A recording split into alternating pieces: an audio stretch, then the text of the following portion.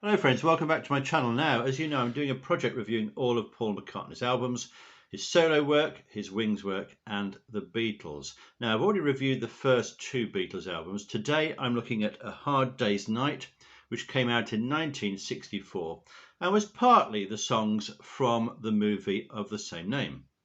So tracks 1 to 7 were from the film. All of the songs are compositions by John Lennon and Paul McCartney. So it's the first time for the Beatles that we'd had all of their own compositions and no cover versions. John contributed 10 of the tracks himself, so it's very much a John Lennon feel to the whole album. It reached #1 in the UK and the US.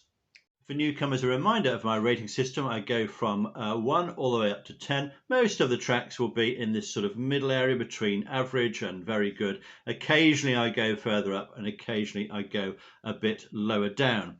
Now, the additional thing with the Beatles reviews is that, as well as my own rating, which I'll be giving, I will also be mentioning the NME rating of how they consider this particular Beatles song fits in to the whole repertoire of the Beatles. So they've ranked them from 1 down to, I think, 165. So I'll be comparing my mark with theirs. And of course, mine is just my enjoyment factor, how much I happen to particularly like that track. Now, the opening track is A Hard Day's Night, the title track from the film. This is written by John. John and Paul share the vocals on this, and of course it begins with that mystery chord that John struck. It's about their busy lifestyle. It's about the fact they were so busy at the time. Even after a hard day's work, they've still got a hard day's night ahead of them. Quite a distinctive little memorable phrase, this one. It's a fun, catchy melody, which is very familiar to us now. It's a really neat and tight song from the band with an iconic guitar break in it. I enjoy it a lot. I'm going to rate this as a good track, give it 6 marks. Now, NME rated this as the 33rd best Beatles song of all time. What do you think? Track number 2 is I Should Have Known Better. John takes the lead vocal on this one. It's by John, who's in an optimistic mood here. Okay, the lyrics are rather simplistic. They're about somebody who's head over heels in love, but a lot of the songs of that time were about similar sort of things, a simple message that people could relate to and enjoy. We've got that lovely harmonica on the intro. The vocals here sound like they've been double tracked. It sounds like John singing against himself. It's not an effect I particularly like, but it doesn't detract from what is a really impressive and lovely track. The music is fairly ordinary. It's not quite so expansive or interesting as some of the other tracks on here, but it's still an enjoyable song, which I'd rate as fairly good. 5 marks for me. NME, not so impressed with this one. I had it down at number 78. Track number 3 is If I Fell. This is written by John as well. John and Paul share the vocals on this one. It's about John's insecurities, about an illicit relationship. John called it his first proper ballad, and there is a delightful depth about this one. It's an absolutely beautiful refrain on this one. It's emotional with finely layered vocals and an affecting lyric. I would say it's their best love song to date. And it's got some lovely lyrics as well. If I gave my heart to you, I must be sure from the very start that you would love me more than her. And we've got that lovely key change partway through when they go to Because I Couldn't Stand the Pain. I think this is a very good song indeed. I'm going to rate it as excellent and give it 8 marks. However, NME were not so impressed and only rated this one as 54th. I think they've been a bit unfair there, don't you? Track number 4 is I'm Happy Just to Dance With You. George takes the lead vocal on this one. John and Paul wrote this one for George. Paul called it a formula song. It's more upbeat, it's in a minor key, and interesting, with a lot of the songs on this disc, it starts with the refrain. Maybe that was to do with radio play. Maybe they wanted people to sort of catch hold of it really quickly, hear that refrain right up front. Lyrics are fairly meaningless. I want to dance with you all night. It's a little bit on the shallow side. Fairly pleasant though. I rate it as fairly good and would give it 5 marks. NME not so impressed. They think this is one of the worst Beatles songs. Got it right down at number 143. The next track is And I Love Her. Now, Paul takes the lead vocal on this, and it's written by Paul. It's one of his most personal songs. He wanted to write a song with a title beginning mid-sentence apparently. So we get this "And I Love Her," which is interesting, isn't it? And because there's another song, "And I Love Her So," which was made popular in the 60s or 70s. For the first time, there's only acoustic instruments on this, and I think it works really well. There's kind of a cha-cha rhythm going on. They're simple but tender lyrics. It doesn't really need to do anything else, does it? It just states this. It's got a lovely feel to it. And you've got that really nice part of it where it says, "Bright are the stars," where Paul's solo voice comes through rather than this double tracking. I think it shows their growing confidence and the flexibility of the four of them. They're prepared to go for an acoustic track, and I think it works really well. I'm going to rate this as a good song and give it 7 marks. NME, though, not so keen, 110.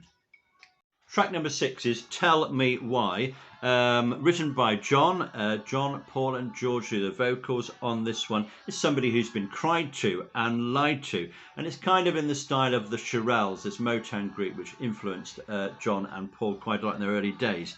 Somebody's been deserted, they're not very happy about it, and we've got the kind of group singing going on here. It's like a very tight harmonic unit working together. John's vocal is very exciting, lots of energy going into it, not quite as much as Twist and Shout, but still pretty good. The refrain line I find rather repetitive, and there's a very high vocal in this part of it, which is a little bit on the silly side, but it's okay. I would say it's an average Beatles song for me and give it 4. NME, not too keen either, has this in 126th place. Now, track number 7 is another one of those songs with the refrain starting it. Paul takes the lead vocal on this. It was written while in Paris. Paul wrote this one. And it was kind of a riposte to the song "Money," which they'd recorded on an earlier album. Some things you just can't buy, and "Love" is one of those. So we've got this iconic, energetic opening with the refrain. We've got an infectious rhythm. We've got this crazy guitar break, which is really enjoyable. It's a slightly chaotic recording, but it's quite pleasant for that because it kind of captures that sort of live feeling of the band, and it's a very good vibe to the whole thing. So I rate this as a fairly good song. I'm going to give it 6 marks. NME put this almost in their top 30. They've got it at number 32. Track number 8 is "Any Time at All." This is written by John, who takes the lead vocal as well. Another one that starts with the refrain. That's really interesting, isn't it? I wonder how many Beatles songs do that. I'm sure that somebody out there knows that.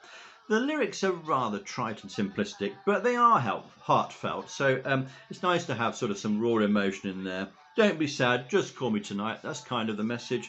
Nothing very deep, but it's still a pleasant listen, this one. I would rate it as sort of fairly good and give it 5 marks. NME got this about in the middle of the Beatles repertoire at number 86.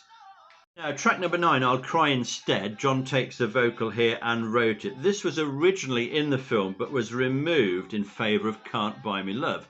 How interesting those sort of little decisions influence popular music after that. John admits to a chip on his shoulder in this song, a bit more self-examination, so a little bit more depth in the lyrics there. To me, it sounds a little bit like a Bob Dylan song. I don't know whether you think that. Maybe a bit of an album filler, although there's some interesting chord progressions here. Fairly average from me. I would give it 4. NME didn't like this one at all. Got it almost right down at the bottom of that, number 166. Track number 10, "Things We Said Today," is by Paul, who takes the lead vocal. He wrote it on board a yacht in the Caribbean, and apparently it's about Jane, and he was taking comfort from when they were apart and they would be reunited again.